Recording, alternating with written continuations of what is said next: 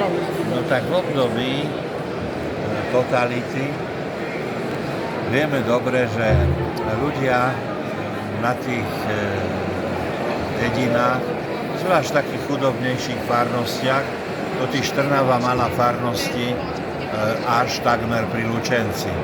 Tam bola hranica a mojím susedom bol vtedy Edko Kojnok v Dolnej Strehovej, neskorší rožňavský biskup.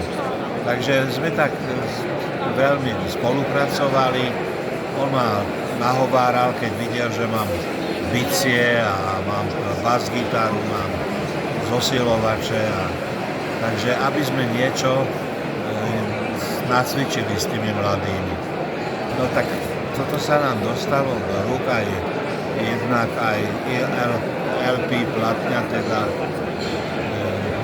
vtedajšia, a plus aj texty a aj noty. No a toto sme využili a dali sme to dokopy a tamojšia skupina chlapcov, ministrantov, väčšinou teda boli ministranti a dievčat, speváčok, sa dali dokopy a to bolo, myslím si, že v 1978 to mohlo byť, alebo v 9. Viem, že to bolo 10.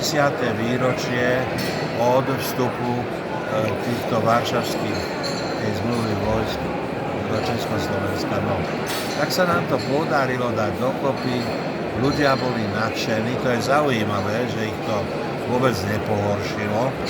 Bolo to tak, ako si, veď ono samo o sebe tie skladby z toho Jesus Christ Superstar sú všeobecne známe a dnes ich spievajú aj naši mládežníci, napríklad pri Svetom príjmaní, to je tá skladba o poslednej večeri, veľmi pekné.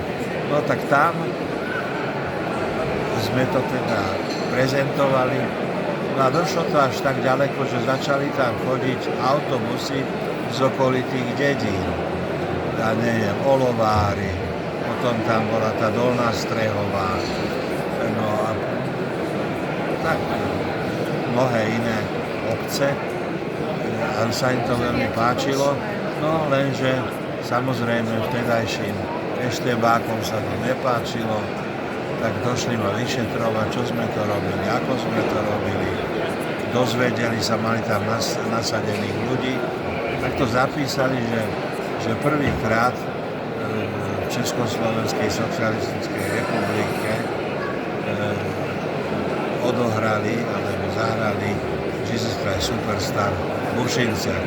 Ale to bola vlastne správa interná pre nich, že som urobil čosi tak zlé, že mi za to musia odňať štátny súhlas.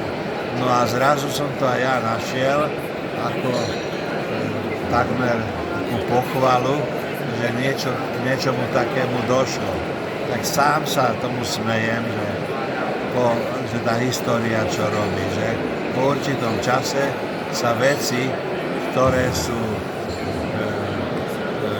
také, že hrozí za ne, ja neviem, kriminál, po krátkej dobe, až nie tak dlhej dobe, sa stávajú z nich také veci, s ktorými sa pochváli možno aj niekto, kto pracuje v tom kultúrnom svete, no a že si to nejak vedia aj vážiť. No, je to také poskladané všelijako.